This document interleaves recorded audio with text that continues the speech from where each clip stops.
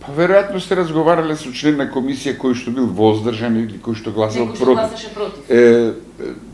Па добро, луѓето, таму е еден прилично интересен состав. Тие што гласаат против и тие што се воздржани, ги знаеме и отприлика во нивните ставови немам основа да се сомневам, бидејќи луѓето се обидуваат во овакви околности честно да си ја работат работата, иако нели работат според закон кој што е ништовен, нели. Но еве да речеме се нашле таму. Другите членови на комисијата работат строго по налог, при тоа кога ќе ги погледнете биографиите на некој од нив, ќе видите како подземјето всушност инсталирало луѓе преку кои што прави обид, некогаш успева, но најголем број на случаи не успева, да ги дискредитира луѓето.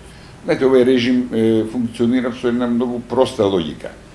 Го мие мозокот на јавноста, колку што може, потоа, кого го нацелила како жртва, ќе го исклука, ќе се обиде да му нанесе флека, и сега вие таа флека треба да ја чистите. Јас се разбира тоа не го третирам како флека, туку го третирам во најлош случај како пепел од цигарата кој што ми паднал, ќе го истресам и никому ништо.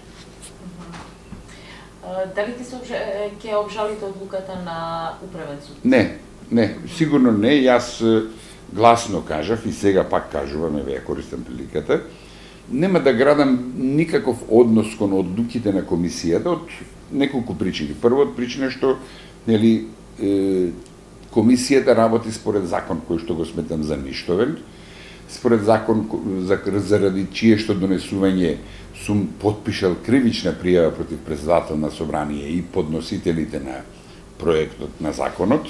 Деновиве патем обвинителството ја отфрли таа пријава, но тоа не значи дека ние ќе застанеме.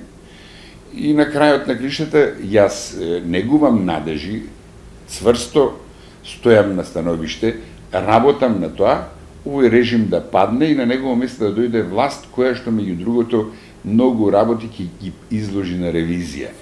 При што случаи како мојов ќе бидат најмалку важни. Ќе има други случаи на ревизија. Ревизија сватите го како поем од најширокот значење, што ќе подразбере се и се што.